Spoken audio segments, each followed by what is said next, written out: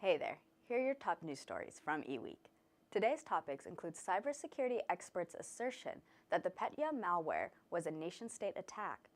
UK officials claim that Google DeepMind failed to follow patient data privacy rules. A campaign by British police and Microsoft to stop tech support fraud. And an AT&T report that affirms that white box switches are essential for its network modernization program.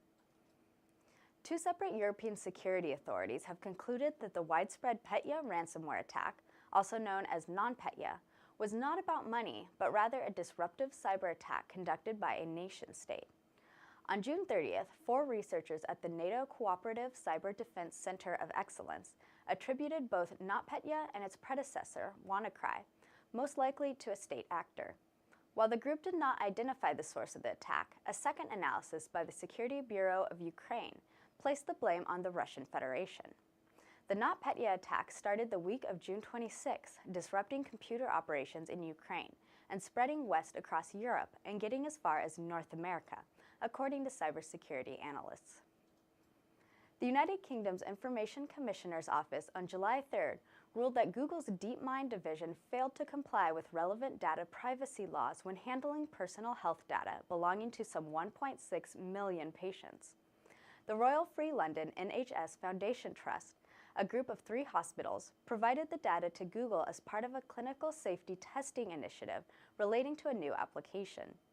The ICO found that neither Royal Free, as the controller of the data, nor Google DeepMind, as the data processor, followed UK data protection laws when handling the data. For instance, DeepMind and Royal Free did not properly inform the patients that their personal health data was being used in a clinical safety initiative. British authorities and the City of London Police Department, working with Microsoft, have made an attempt to reduce tech support fraud, arresting 4 alleged perpetrators. The arrests were announced by the City of London Police on June 28th. Those arrested have only been identified by their ages and include a 29-year-old and a 31-year-old woman, who have since been released on bail. Additionally, 2 other women were arrested by Northeast Regional Special Operations Unit officers and later released pending further inquiries, according to London Police. The arrest came as part of a 2-year collaboration between Microsoft and British authorities.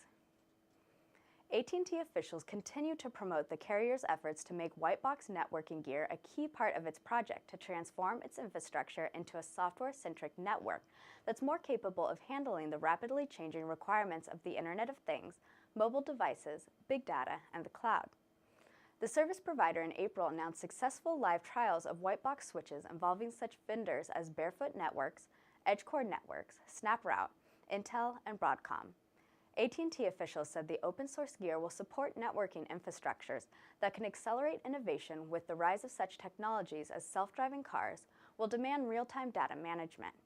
In a recent blog post, AT&T executives continued to push the idea of white box gear that decouples the software and hardware, in which unbranded switches and routers from system makers run non-proprietary software from other vendors. Thanks for watching. Follow the links on this page to learn more about the stories mentioned in this broadcast, and check back every weekday for another daily tech briefing from eWEEK.com.